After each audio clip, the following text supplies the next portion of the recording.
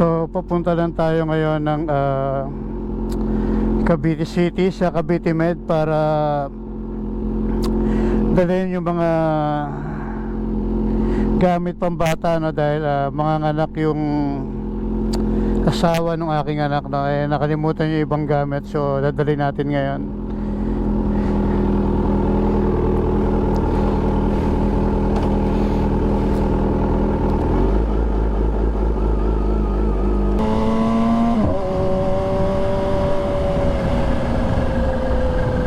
So it's a painful and sad day, no? At kahapon sumakabilang buhay yung aking hipag, no? Napakabilis na pangyayari, hindi mo maisip na mangyayari yung ganon, dahil kasama ko pa siya nung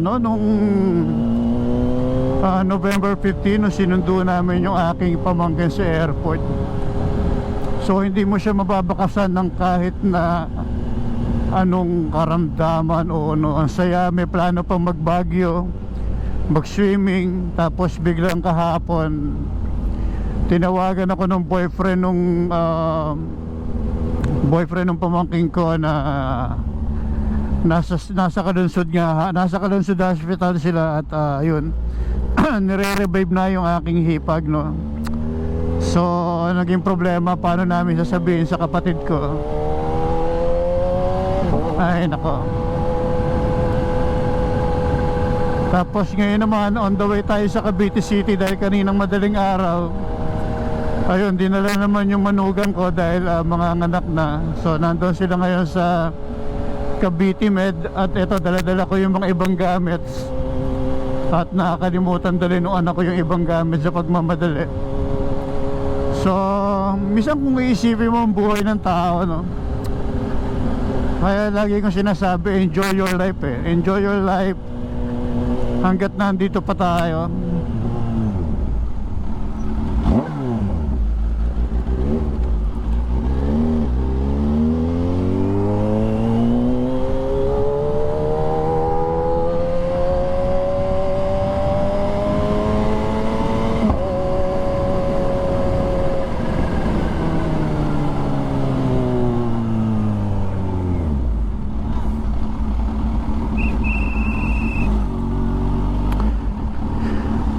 Ay, diba? Kaya ko lagi sinasabi, no, enjoy natin yung buhay natin hanggat nandito tayo. Wala tayong akasayahing oras, dahil hindi mo alam kung ano yung mangyayari. Diba? Parang ang lakas-lakas, tapos biglang mababalitaan mo nasa hospital, nire-revive, no? Parang ay nako, ang lungkot ng araw na to.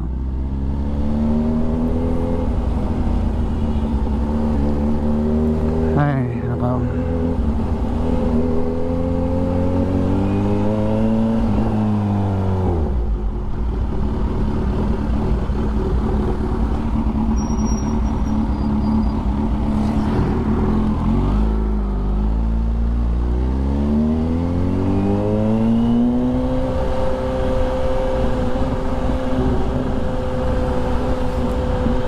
So tara, samahan nyo na lang ako sa Cavite Med.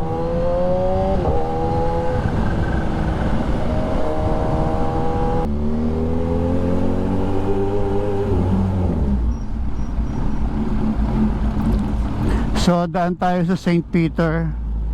Pagbalik natin galing hospital, daan tayo sa St. Peter. Tingnan natin kung nandoon na.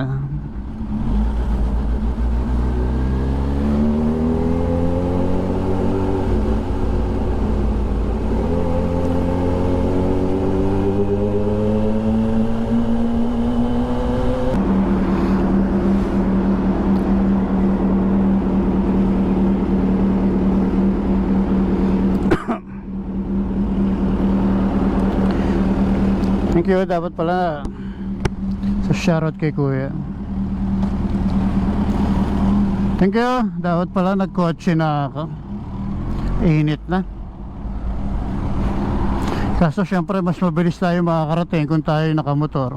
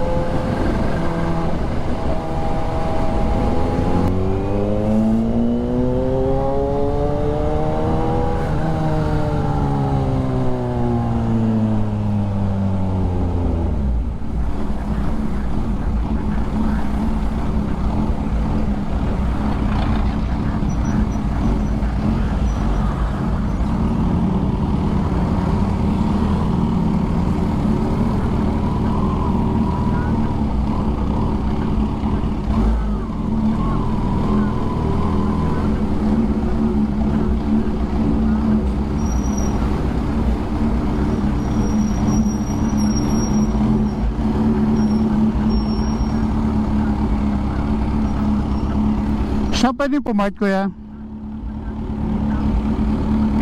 Saan pwede mag-park? Kaya bali sila, pwede. Pwede pa pa ganun? Saglit lang naman ako. Teka. Pwede to, kuya, ano? Saglit lang ako. Idadrop ko lang to. Kaya. Excuse me po.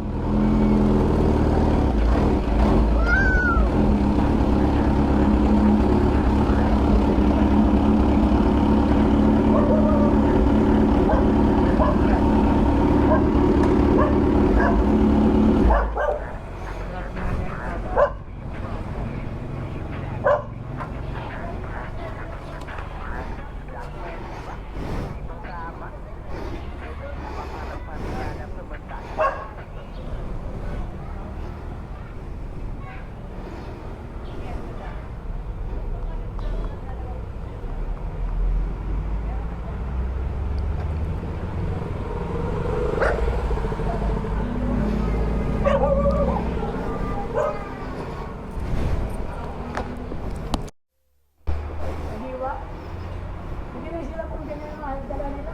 Lalaki. Lagi malaking tao sila eh. More sila, study. Ito, malaking tao eh. Thank you po.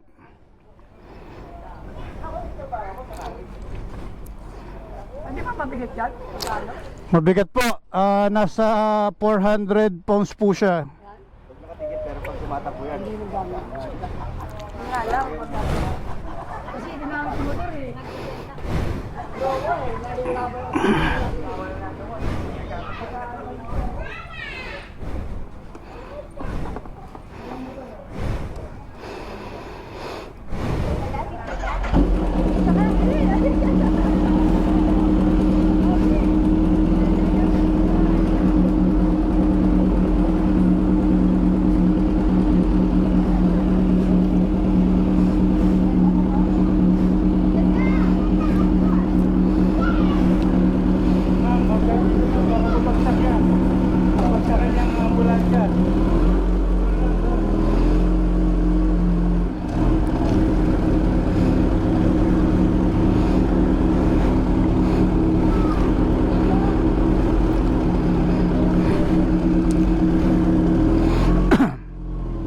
Thank you po.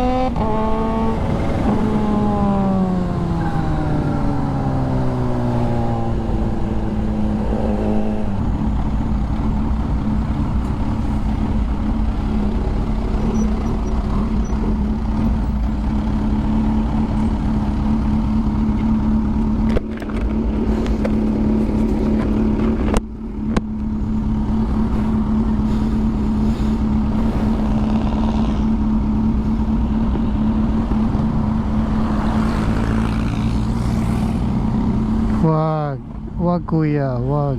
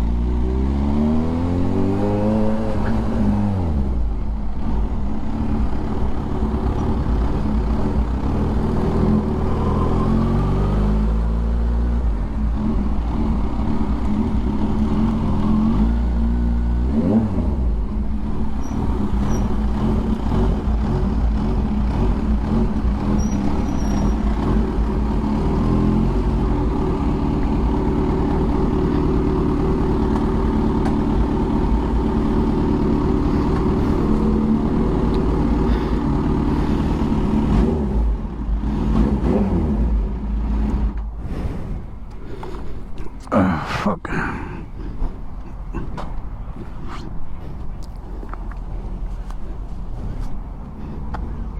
So, kape muna tayo para hindi tayo antokin sa daan. Talagang lutang na lutang ako.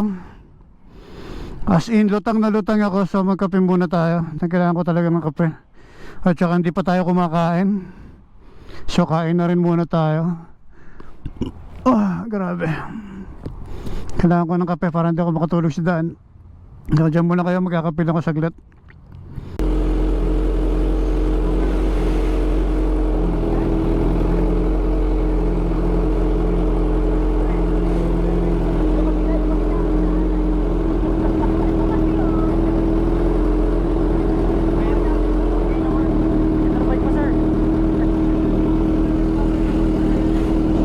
So ayan, dito pa lang tatapusin na natin itong ating video at is a sad day kasi nabawasan tayo, pero kung may nawala may dumating naman na bagong baby. So enjoy na lang natin yung buhay natin hanggat nandito tayo sa mundong ibabaw. Hindi natin alam kung paano tayo mawawala, kung paano tayo kukunin. So enjoy na lang natin and be ready for anything, you know? Ayan, at maraming salamat sa mga nanood hanggang umabot dito sa dulo, no? Maraming salamat. Ingat kayong lahat and God bless you and bye bye everyone. Ride safe at saka ingat. Enjoy lang. Enjoy natin yung buhay natin hanggat buhay tayo. So ayan, maraming salamat at paalam. Bye bye.